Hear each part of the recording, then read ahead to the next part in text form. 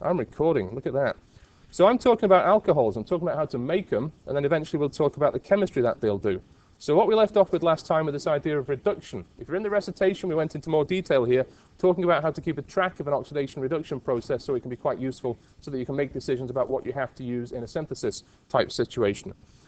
We added hydrogen. That's one of the simple definitions of reduction. Today we'll finish this off and maybe we'll get into oxidation, but certainly by next week. We're not here Monday, obviously, because it's the anniversary of Dr. King's birthday.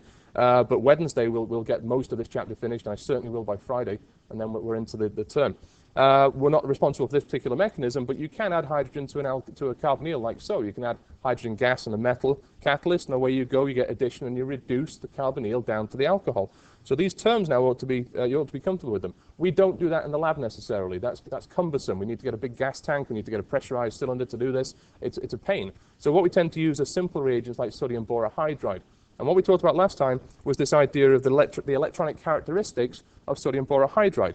Even though we draw a negative charge on that boron, I'd argue that's not the case, because boron's actually less electronegative than hydrogen. And so in this example, we'd rather have the charge dispersed over the hydrogens. Now that's the way the molecule is built, that's the way it is. But that's a problem, right? Because H does not like having a negative charge because it is small and it has a low electronegativity. So that makes this stuff reactive. And we did say the other day that this is the equivalent of H-. When you need to use H-, sodium borohydride is one of the first things you would think about, and you'll get to use this next week. So the reaction conditions here very quickly again. Sodium borohydride you can use in a protic solvent. That tells you that the borohydride isn't basic enough to rip off one of the protons from the solvent. When I moved to lithium aluminium hydride this morning, that's the opposite. That is very powerfully basic, and you do have to be very careful in the choice of solvents. So in this example, what we saw was nucleophilic addition, nucleophilic attack of the hydride. There are several variations of this mechanism out there, depending upon what you read, whether you look on the internet, look on my mechanism slides, look on the new textbook. I like this. I'm fine with this. This will be the mechanism that you should learn. I'm not that interested in the boron after it's finished, right? I'm interested in the carbons and the oxygens and the hydrogens, so I'm okay with this. You bring along the borohydride anion, you look at where the arrow starts. The arrow starts in the bond, because that's where the electrons are that are being used as the nucleophile. Hydrogen does not have a lone pair in this case. So we push up to the carbonyl. It's a simple matter of recognizing delta plus, delta minus, putting the two things together, and we get a nucleophile, the hydrogen, electron-rich species, attacking the carbonyl, which is the electrophile, the electron-poor thing, and we get addition. So the oxygen doesn't leave, right? It has two bonds, only one of them has to break. The oxygen is present in the product, and that product was described as the alkoxide. The alkoxide then is basic. It can attack the solvent, it can deprotonate, and it can become the alcohol. And this is a very powerful method of taking carbonyl species down to alcohols. So now we've got this idea that we can convert ketones or aldehydes into different types of alcohol. A ketone with two R groups would give you a secondary alcohol. An aldehyde with one R group and one hydrogen would give you a primary alcohol. So we're building up, again, ideas now we can put in the toolbox, and we can start to use them to do synthesis in the near future. My mechanism on the, I think on my website looks like this. For the purists, those who are really into this stuff, who maybe want to go into graduate school in this stuff, have a look at that. That's what happens. But for those of us who are taking this as a major requirement, the previous mechanism is fine. That's fine. That's how it works. What we need to worry about today are examples. Think about how you can use this, and then start to think about the other alternative, using lithium aluminium hydride, which is a different kettle of fish altogether. Now, what type of alcohol will I get from this? If you had to classify the outcome from this process, what type of alcohol will I produce? Why do you think secondary? I see one carbon attached in the cyclohexane ring, and I see one hydrogen, and I'm bringing in a second hydrogen. So what type of alcohol will I produce? It'll be primary, absolutely. We'll make secondary alcohols fairly soon when we do Grignard chemistry, but this is hydrogen. So we'll get that. Is it chiral or not? No, you brought in another hydrogen. It already had one, so it can't be chiral, and therefore you don't need to worry about any alpha D situation. Now, look at this. You have a ketone. It has two R groups attached, and those R groups happen to be different. So will this produce a chiral center or not? Yes, it will. You bring in that fourth species, that hydride, and which direction will it attack from on that carbonyl? Either side, top or bottom, right? Because this thing is flat, and because it can form a chiral center, what's the word we use for that? It's prochiral. That starch material is now said to be prochiral in the sense that it can become chiral when we do that reduction. So again, we're thinking about this thing being flat, attack from either side is about the same, and so we'll see that this is racemic.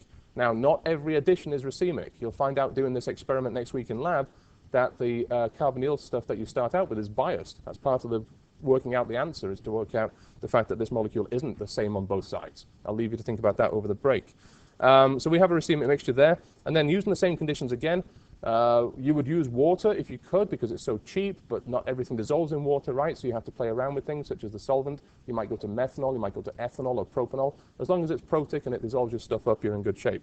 Now this material here is a ketone, so what type of alcohol should I expect? Secondary, by adding that extra hydrogen. And will it be a chiral product or not? Will I get a racemic mixture? Yes, I should, because I've got two different R groups on the carbonyl already, and I bring in the hydrogen, that should give me a racemic mixture. So nothing too tricky in terms of what we've done compared to last semester. What we need to do now is crack on to more of the detail. Everybody all right? Okay. What have you done with your leg? You with the crutches? Did you? On purpose? Probably. Okay. These are two similar reagents that are related but are quite different in terms of their reactivity. And that's useful to us because I'm about to discuss something called selectivity again. We have different functional groups that have different reactivities. Can we pick and choose between them in terms of which one does chemistry? And we can think about that by starting with these reagents. Now, they look very similar. You have a central atom which is in the same group in the periodic table. You look at the periodic table over there. Boron is next to carbon and boron is directly above aluminium. They both have very similar properties, except as you head down the periodic table, they become more metal-like. The electronegativity changes and they become more metal-like. So B only has 3 bonds. It can form a fourth, but B can be a Lewis acid. Al can be a Lewis acid. We'll see a lot of that in the near future. But right now we can think about sodium borohydride as we've already drawn, a central atom with 4 hydrogens sticking off from it, and each of those hydrogens are more electronegative than the central boron. And that's why we use this as H-. Now on the right-hand side, we have quite a similar picture, but quite different reactivity because and this is key. The electronegativity difference between the Al and the H is much bigger than it was with the boron, simply because the difference in values is much bigger, simply because aluminium is much less electronegative. And that now should make you think, okay, if these hydrogens are being asked to bear that negative charge, are we having more negative charge on these hydrogens or less? There's more than on the borohydride on the left, right? So basically, without messing up the English here, that is more negative. And putting more of a negative charge on a small atom like that makes it more reactive. So this species now is way more reactive than the one on the left, and we have to be careful with that. So we will not be able to use protic solvents because this now is very basic. If you put lithium aluminium hydride into a solvent that contains water or methanol, you'll see gas evolve. You'll see hydrogen gas given off, and if you're not careful, you'll see a flame. It might burst into flames. So that's because it's so exothermic in terms of the acid-base reaction that's happening. So what we have to do here is be very careful. We have to choose different solvents. You'll notice now a 2-step process, a 2-manipulation process in the lab where you're doing the reaction with LaH in one flask, and then at the end of it, you're adding an acid. The acid is then necessary to neutralize, to quench the medium, the reaction, and that then gives you a product. So in this example, very similar to borohydride, we start with an aldehyde, we bring in H-, and again, we produce after the quench step an alcohol, in this case a primary alcohol. Now give me some good solvents that might work here. What do you know for being polar aprotic, I should say? Acetonitrile. Now acetonitrile might not be so good because that carbon in acetonitrile, and this is where the second semester I think things will click for most people. Acetonitrile itself will react with lithium aluminium hydride because that carbonyl, or that carbon right there, which acts very much like a carbonyl, is going to react with hydride. It's delta plus, so it reacts with the hydride. Any others that you've used in the past or you thought about? DMF. Now DMF is a problem too because it has a carbonyl. It might get reduced by the lithium aluminium hydride. Any others? What about this stuff? What about that stuff from last year? What's that? Batman ether. All right? That stuff is great for these types of reactions. It dissolves things up and it's polar aprotic and does not have anything on there that will react. Another example that we might use is tetrahydrofuran, THF. This is also very good because it does the job. Okay? It dissolves things up, it coordinates with the metal ions, and we do get reduction. Are you looking for your keys? Down here. So the lithium aluminium hydride, you have to choose a polar aprotic solvent. You can't get away with a polar protic, and you have to set this up in a 2-step process. Okay? Got it? All right. Be very careful here. If you ever do this in the lab, be aware of that. So what we get is the same outcome as we did for the sodium borohydride, but now we have the potential of a more of a nuclear option. If your stuff isn't getting reduced by borohydride, go to lithium aluminium hydride. If it isn't getting reduced by lithium aluminium hydride, it doesn't want to be reduced. Okay? It's that reactive. Now the mechanism looks pretty much the same as the previous one. I would argue that the second semester now becomes much more manageable because mechanisms fit into families and groups and patterns, and you don't have to learn everything individually. In this example, we are taking lithium aluminium hydride. In the previous example, we had a boron in the middle, not an aluminium. In this case now, it's the same thing. The nucleophilic hydride is going for the carbonyl, doing a nucleophilic attack, a nucleophilic addition, and it's bonding to the carbonyl, changing the hybridization from sp2 to sp3. Should be a good process, and we get the alkoxide. Now, thinking about the future, is that reaction reversible or not? Is that going to go backwards? Everybody's shaking their heads. That must mean no. Anybody want to argue why? Why is that thing not going to go backwards? What would H have to behave as if the reaction went backwards? A leaving group. What do you think about H as a leaving group? Lousy, right? You do not want to put that negative charge back onto that carbon, onto that hydrogen. So no, it's not going to go backwards. It's an irreversible addition, and that's it. So we get the alkoxide. Now in the second step, you've got to be careful here. That's step 1. This is step 2. And what I mean by steps in this case is not mechanistic steps. I mean procedures in the lab. You've done the reduction. You've checked out that it's finished. Then you add the acid. With the borohydride, you put the acid in at the beginning because you can get away with a polar protic solvent there. The same process, start with a ketone, get a secondary alcohol, start with a aldehyde, get a primary alcohol by reduction. You're introducing H and also introducing electron density to that carbon. If you want to work out numbers, if these two are carbons, what's the electron count there? What's the oxidation value right there? +2, absolutely. And if you look at the product, what is that number over here? 0. 0's from the carbons, +1 from the O, -1 from the H, they cancel out 0. So you're going from positive and you're heading towards negative. That's the reduction process every time. So be aware that you can do that nicely with both reagents, sodium borohydride and with lithium aluminium hydride with aldehydes and ketones. Now we get to this idea of selectivity. Organic molecules that you'd need to be worried about in the future are much more complicated than the ones we've seen. We're building things up in a slow, sort of organized manner. If you look at this system, we have 2 functional groups, and I would argue the rest of the term is all about putting these functional groups together. Once you finish learning the families, we take a detour and do some spectroscopy, then we come back and put it all together. So now we have 2 different functional groups. One is a ketone and one is an alkene. And if you choose to use sodium borohydride in methanol, only one of them reacts. Only the carbonyl reacts. And there's a logic behind this. This is a nucleophilic reagent. This is a polar reagent. And in the molecule on the left, there's only one functional group that you could argue is polar, and it's the carbonyl, not the alkene. So you'll find this in general. A polar reagent wants to react with a polar functional group. So in this example, we have complete selectivity because the polar carbonyl reacts with the polar reagent, but not with the non-polar alkene. We can do that also with lithium aluminium hydride. It's a bit more complicated. You have to be a bit more careful. In this type of example, you'd use the sodium borohydride because it's a bit cheaper and also it's not as dangerous and it does the job. Now at the bottom, what happened here? Both functional groups got attacked. Right? We saw that the carbonyl gets reduced in the last class. We also know from the past that alkenes get reduced, so both of them go. Now, if you want selectivity, there's your selectivity. If you want both of them to go, just hit it with that stuff. Hit it with hydrogen and the metal, and both of them will go. So keep an eye on this now. We are dealing with issues of selectivity, and that will be a big deal heading into the term. Okay? So we now have some nice reagents that we can use to do fairly useful jobs. Now this is the beginning of the complication. Okay? I've said there are 2 major families of mechanisms in this term, and that's true. Nucleophilic addition is the big one so far. And the other one is nucleophilic acyl substitution. And by that I mean replace something on an acyl group. So first of all, let's worry about what an acyl group is. An acyl group is this piece.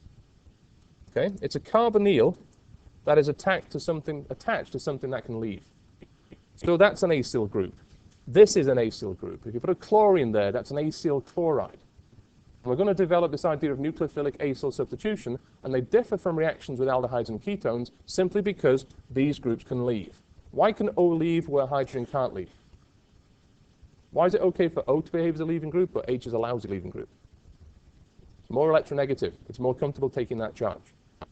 So this slide is setting up the mechanism on the next page, and we'll see now that these functional groups don't react very quickly with sodium borohydride.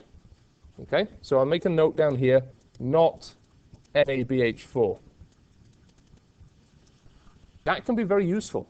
NABH4 is not as reactive as lithium aluminium hydride, and these species here, the carboxylic acid and the ester, they are more stable than the aldehydes and ketones. There's a very simple reason behind that. You think about what stabilizes a ketone. On a ketone, I might have two alkyl groups, and I have a carbon here, which is delta positive. If you drew the resonance structure, it looks like a resonance stabilized cation. Now, what situation or what effect will the methyl groups have on a positive charge? They stabilize or destabilize? Do alkyl groups stabilize charges or do they destabilize charges? Stabilize, and what's that known as? Hyperconjugation or induction, depending upon the situation, right? So this is okay, this is fine. That helps stabilize the carbonyl. But in these molecules, what else helps stabilize the carbonyl? You've got a lone pair on each of them. That lone pair can push in to the carbonyl, helping stabilize that positive carbon even more. So write this down. Esters and carboxylic acids are more stable and less reactive than aldehydes or ketones.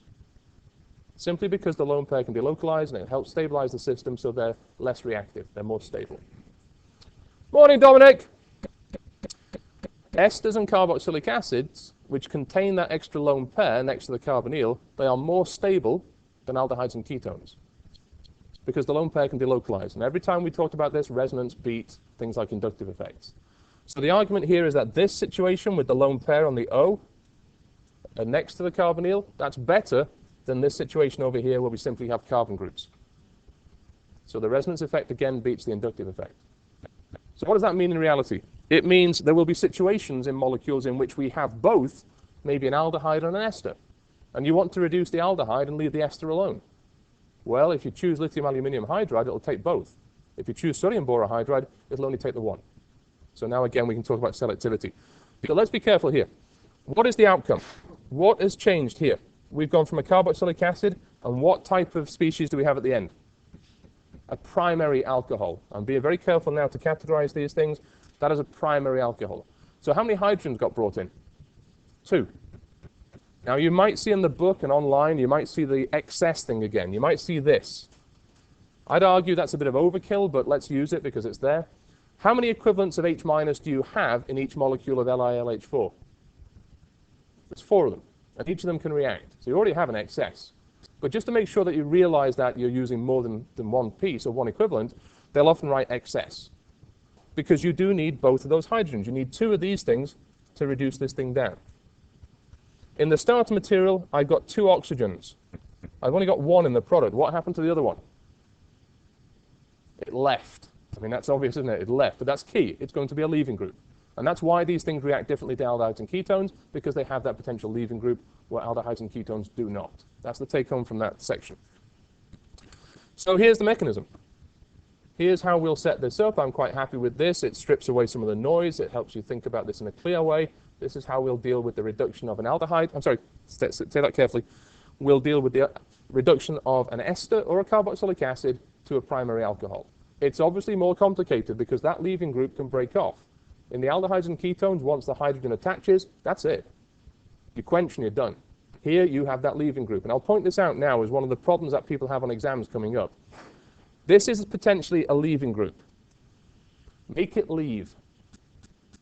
Okay, so many points get lost on that type of stuff. It's lack of attention to detail. If it's going to leave, if it's a leaving group, make it leave. Why can it leave? Because it's electronegative, it can break off, it's happy taking a negative charge. So, mechanistically, in the first step, it's very much like the previous examples. Nucleophilic H goes to the carbonyl.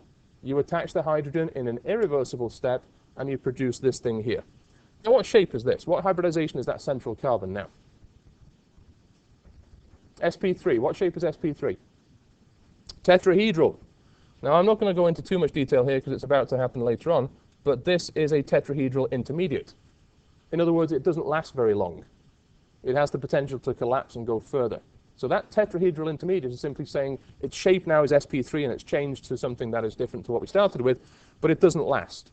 And it doesn't last because it has a leaving group, and the leaving group can break off and end up entropically and enthalpically making sense when we get down to the primary alcohol. So in that second step, again, you know, the book is keeping track of the 4 major types of process that we talked about with arrows: nucleophilic addition, loss of leaving group, migration steps, proton transfers. Everything can be reduced down to that stuff. In this second step, the tetrahedral intermediate collapses. We know this because we get this product. We isolate the product and we work out what it looks like, and we have to work out how we got there. In the second step, loss of the leaving group and formation of this. Now, what type of molecule is that? That's an aldehyde. You just turned an ester into an aldehyde. And if you got anything out of the conversation in the previous slide, which is more reactive, the ester or the aldehyde? The aldehyde. The aldehyde is more reactive. The ester is stabilized by the extra resonance. The aldehyde is more reactive. So we have this situation now, which we'll see again and again this term. You just made some product which is more reactive than what you started with. And don't forget, not all molecules have the same energy at the same time. They don't all react at the same time. So we now have a situation where we have this aldehyde in the solution, and we have this very brutal, very nucleophilic reducing agent in solution. Do you think it will ignore the aldehyde? No, it's going to reduce it. So as soon as you produce some of this aldehyde, the lithium aluminium hydride goes after it. And that then produces this, which is the primary alkoxide. So you have brought in two hydrides in sequential events, first of all by an addition type process, then loss of a leaving group, then by a second addition. So I would argue this is where this stuff gets to be more fun and more challenging, and if you do make it through 2 semesters first go, that's a big deal. Because what's happened here in this first step and these first 2 steps is nucleophilic acyl substitution. I have an acyl group, there's my acyl group. I am swapping methoxy for hydrogen. That's a substitution. Nucleophilic acyl substitution. Followed by, what type of process is this where the hydride adds to the carbonyl? What's that called? Nucleophilic addition. So now they're both in it. It's like IKEA. It's all modular. You can match anything together. Right? You stick the pieces together, you start building bigger mechanisms because everything matches. That should cause you some consternation. That should make your eyebrows go, huh. Right? So I will put this next to it, and that's something for you to tackle over the weekend. If you don't get it, if it means nothing to you, you have to make it make sense, because that's where people start to fall apart. Jessica?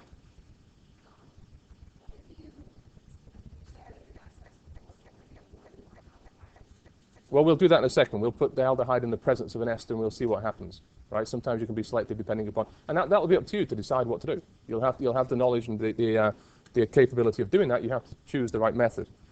So I expect people to just be lost at that. But that's the idea. You now spend some time thinking about it. This will be online this afternoon. You can go listen to this again and do some problems, then come back next week and get this sorted out, because this really is key. All right. So there we go. That is, that's the same thing, isn't it? That shouldn't be there. Anyway, so there's the basic mechanism, and we have produced a primary alcohol.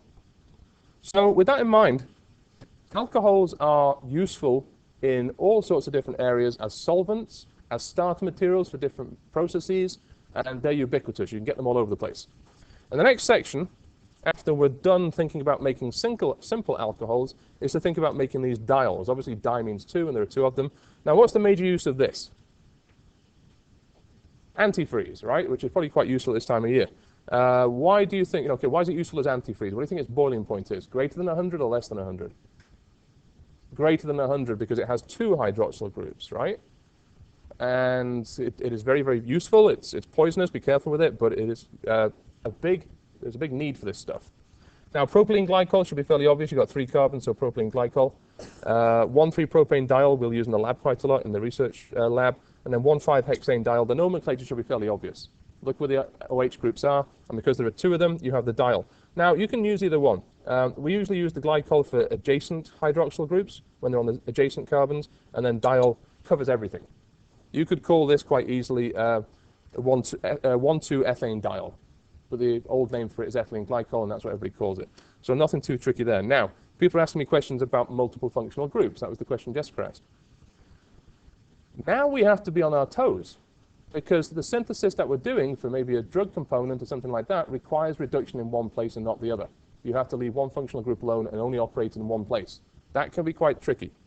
In this example, as we're talking about making diols, one of the precursors for that would be this type of system. Now, you know how to make that. You can go back and make that from a cycle. I've got 1, 2, 3, 4, 5. That says I can start with this. Anybody remember the chemistry required to do that? Ozonolysis. Sammy scores. Look at that. Ozonolysis. You know how to do that. You know how to make that cyclohexene. You think about problems now that we can do in terms of practice. I've put 3 chapters worth of problems in that course pack, new problems, right? Chapters 13, 14, and 15. I'm working on the rest over the weekend. So keep an eye on those. You've got plenty of practice for these things as well as the textbook. Now this chemistry is not selective. In this reaction, both carbonyls get reduced. They're both the same. They have the same stability. They have the same instability. They're the same. With lithium aluminium hydride, they both go. With sodium borohydride, they both go. There is no potential for not reacting at both places because they're both the same. Other ways of doing this to make diols that we've seen in the past for review. Again, we have the references here, so you can go back and look at where these came from in the previous chapter. We can make a diol by doing epoxidation. We can add one of these peroxy acids.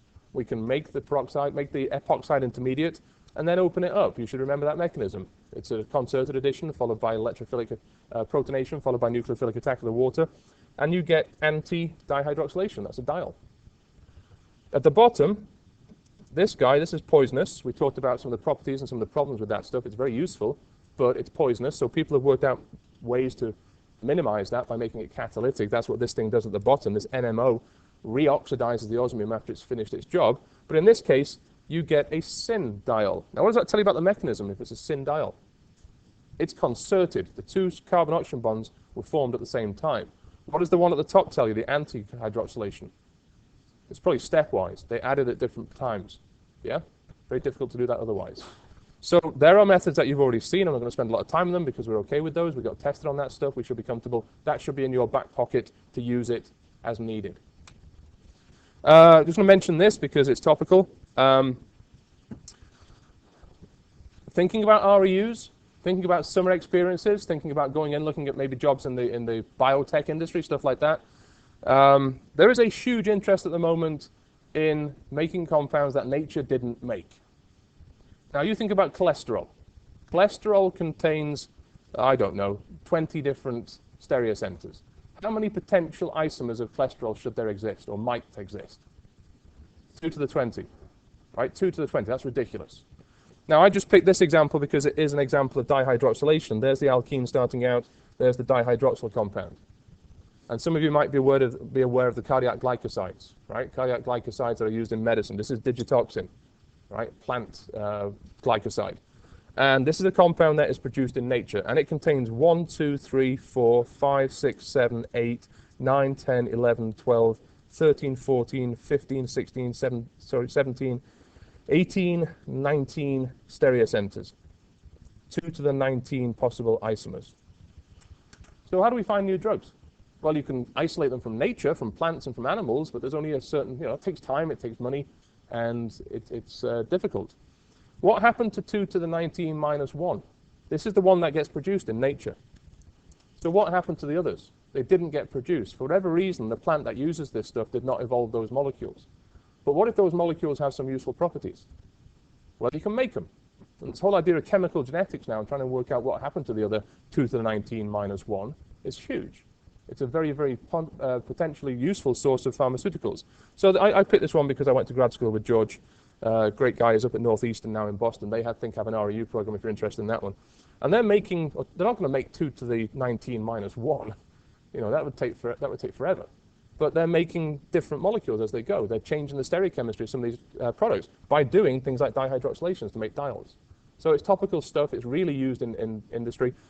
This is from a while back now, but he's to the point where he's patenting some of these things as potential medicines, right? So these types of things do work in academics too. So very important stuff. To make diols is very, very important. Change of pace. Anybody got any questions? Anyone want to say anything? Brock? Anybody else? Mr. Fortunato, you okay? Just hanging out? Okay. Okay. Right, change of pace. What we just did is add hydrogen. You add hydrogen using an H2 gas, or use a hydride reducing agent, borohydride, lithium aluminium hydride. What we need to do now is switch gears and talk about something which actually is more important and more powerful than what we just did. Making carbon-carbon bonds by using something called a Grignard reagent. It's a French chemist, Victor Grignard. It's not Grignard, it's Grignard, right? And this is now the equivalent of H minus, but with carbon. We made hydrogen negative by putting it next to a less electronegative element, and now we're going to make carbon negative by putting it next to a less electronegative element. And this slide is just to sort of take stock of where we are and make sure we're comfortable with where we've been and where we need to be. In the first semester, we spent quite a bit of time with this stuff. We made carbon positive by taking off a leaving group, making it a carbocation, or at the very least, we made it delta positive by putting it next to a more electronegative element, oxygen, fluorine, chlorine, right? So the whole point of a lot of last term, SM2s and SM1s, was all based on carbon being delta positive. Hyperconjugation helps, inductive effect helps, all that sort of stuff. We should be comfortable with positive carbon. And we did spend a fair amount of time with neutral chemistry, where carbon isn't delta plus or delta minus, it's actually neutral, but it is a reactive species by making it a radical. We're mostly done with that. What we haven't spent much time on and need to is making carbon negative in a controlled way so we can use those species as reagents. And we know some of this already. You make a carbon negative, it's a very powerful base. But if you're basic, what else can you be? Nucleophilic. So we're about to talk about carbon nucleophiles by making the carbon negative or delta negative by putting something next to it which is less electronegative, and typically that's a metal. So we're going to go into this idea of something called organometallics. And organometallics is still probably the biggest part of organic chemistry in terms of its utility in making bonds. It's an incredibly big area, but we'll touch on the Grignards and the lithiums and show you how this is used. So we're changing pace. We're making carbon negative and we're going after positive things. Mechanisms will be the same. Nucleophilic addition, acyl substitution, just by changing the nucleophile. So here's how we do this. You start off, and you'll do this later in the term, and you keep your fingers crossed it's not humid when you do this, right? Because this is an experiment that Dr. Jackson has you do again and again and again until you get it right. Most people get it done first time, but some people struggle with this. We start out with an alkyl halide, typically a bromide or some sort of iodide, whatever you can get a hold of. And you add magnesium, but this is magnesium metal. So this is not magnesium 2+, this is magnesium metal. It's a shiny material. You dissolve it up with the RX, and you get a reaction. Now what happens here? R here can be anything carbon. It can be a benzene ring, it can be a methyl group, it can be all sorts of things. So this chemistry is not simple. This chemistry is quite a bit more difficult than where we've been. In terms of what's happening here, the magnesium is inserting itself in between the R and the X. Mechanistically, I'm not going to ask you to draw the arrows for that because it involves radical anions and things like that. It's beyond what I'm interested in. But essentially what's happening is an electron is getting pushed from the magnesium into that material. Where does it go? For the purists, it goes into the sigma star orbital of the RX bond, and it destabilizes the system. You make a radical anion, you pick up a second electron, the bromine. What do you think the bromine does? Bromine is now, it's broken away from that R group. So what does bromine behave as? Looks like a leaving group. But it's still in there to balance out the magnesium. Magnesium over here now, I'm going to put it in quotes, is magnesium 2+. That's what you're used to seeing. MgCl2, stuff like that. You're used to seeing magnesium salt be divalent. So what we've got now, through an insertion process, is an organometallic, which we'll describe as a Grignard reagent. Grignards are typically the magnesium variants. Now, this is 100 odd years ago. We now have access to organometallics from most of the rest of the periodic table. It's a massive subject. And all of them, gold, silver, all sorts of things have been used for this type of idea to change the reactivity. What you're interested in here is simply that. This is now a nucleophilic source of carbon. And that nucleophile will go after electrophiles, and it will give you addition-type chemistry. And I'll point something out. Again, you know, some of these things can be a bit tricky because different people have different interpretations. I use this. I'm fairly confident that that's what these things look like. It's a very polar covalent bond between the carbon and the magnesium. Some people write it like this. I don't. I don't think it's an anion pair like that. I think it's a very polar covalent bond, so I'd like you to get comfortable with this. But it's behaving as if it were that. Like borohydride behaves as if it were H-. So this is the way we want to draw it. And let's face it, that's your nucleophile, and you're going to go after electrophiles. That's all it is. So you need to prepare them. You take an alkyl halide, you add the magnesium metal, We'll choose solvents again, like the ether, because that really helps out here, solubilize everything. Polar A protic, and away we go. Now, why can't I use water here? What's the problem with water? If I produce something like this, what's the problem with water? It's going to act as a base, water's going to act as an acid, you're going to get a problem. And that's why people fail to get this experiment to work first time. Okay? Your glassware has to be dry. So once we've made these things, we can start to do addition chemistry. This is the same mechanism as the addition to aldehydes or ketones with the hydride. You just change the nucleophile. In the first step, now the textbook here has written it like that. I'd be more comfortable if they'd written it like this, where we had R, Mg, Br, with the R group like that, delta negative like so, and the electrons come from that bond. And they come from that bond and they go for that carbonyl, and that's nucleophilic addition, again. And these reactions have so much in common. Nucleophilic addition produces an alkoxide, in which instead of introducing a hydrogen, we've now introduced a carbon. You can see how this can be powerful because your product is now much more elaborate than your starting material when you see some examples. Is that reaction reversible? Am I going to be able to go backwards? What would this R group have to behave as if I was asking to go backwards? A leaving group. And is carbon a good leaving group at this point? No, of course not. So this will not go backwards. That's done. The carbon sticks, and away you go.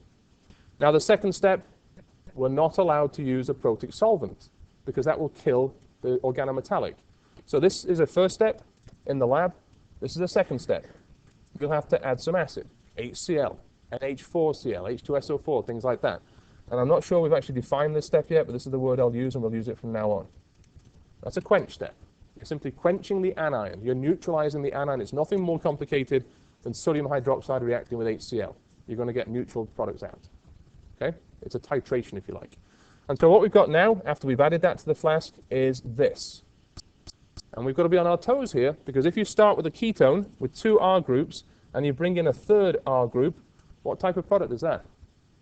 It's a tertiary alcohol. Okay? Very quickly here, we've gone from simply saying we can make alcohols to designing whichever one you want, primary, secondary, or tertiary, by the chemistry you use. That will be something you have to think about over the weekend. So here's how we write it out. Some carbonyl starter material, something simple like acetone, some organometallic that you can make by adding magnesium metal to some alkyl halide, let it do its thing, let it add, and then quench, and you can get another type of alcohol.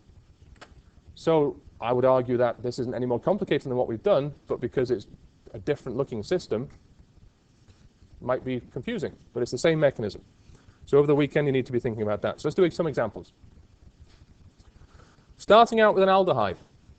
An aldehyde here has one R group already, and it has one hydrogen. So if I bring in something that is carbon-based, and the first thing I would do here is write this down to remind myself that it's the phenyl group that is the nucleophile, we're going to do nucleophilic addition. I'm going to take the electrons from between those two atoms, if I can, and I'm going to do that. That is nucleophilic addition. I'm going to make a new carbon-carbon bond.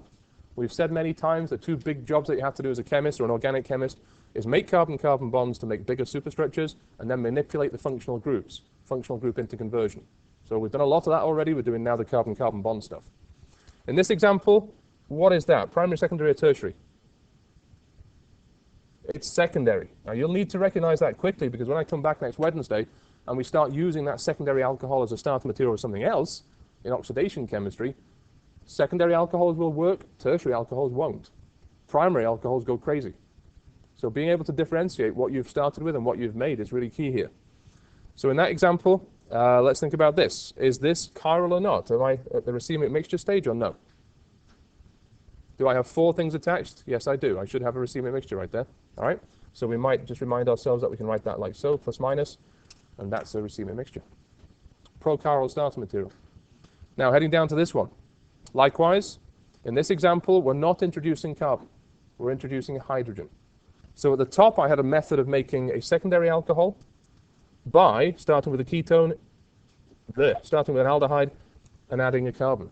At the bottom, I'm starting with a ketone, which already has two carbon groups attached, and I'm adding a hydrogen.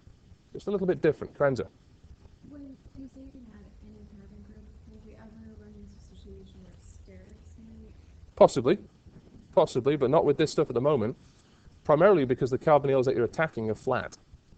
Yeah, they're flattened so they're easy to get to. So now I can see a squiggle here. That is, again, a secondary alcohol made by a different method than the one above it. But it's the same type of idea, nucleophiles attacking carbonyls to make new bonds. Now at the bottom, you've got to be careful with these guys. The esters are fundamentally different. The first thing you should think about when you see this stuff is that this potentially can leave, which cannot happen with the two compounds above it. So in the first example here, which is exactly the same as the one we just did with the lithium aluminium hydride, I've got two nucleophiles. This is the equivalent of H-. If you're trying to get your head around this, making flashcards, thinking about organizing these ideas, H-, that's what you think when you see LAH, lithium aluminium hydride. And then at the end of the day, what we need to do here is finish that off. Now, I've made a typo on this one. This is a good thought. What's the problem with this? Why is this not going to be successful? It's protic. It's going to react with the reagent, so that would be a bad thing. I'd be finding a new job there. Solvents that you would choose there would be things like ether. Polar A protic, not going to interfere with the reagent. So very quickly we've developed quite a bit of chemistry. Mechanisms all seem to be the same or related, but the chemistry is starting to get more complicated. Now, in this example, I'm just using my idea of counting numbers to talk about reductions and oxidations, and think about how this chemistry could be thought about in that sense. On the left, I have, what is that, aldehyde or a ketone? That's an aldehyde. And aldehyde here has a carbon, which is 0 in my counting. I have +2 up here from 2 oxygens, and I have a -1 there. So that's where my value comes from of +1 for its oxidation number. And I'm trying to work out what's happening in this Grignard process where I'm transferring the phenyl group to the carbon. On the right-hand side, I've gone to a system now which has less oxygen attached, and it has a new carbon attached. And if you work out the number here, +1 from O, -1 from H, zeros from the carbons, that's at 0. Is that an oxidation or a reduction? That's a reduction, right? The electron density around that carbon on the right-hand side is now less.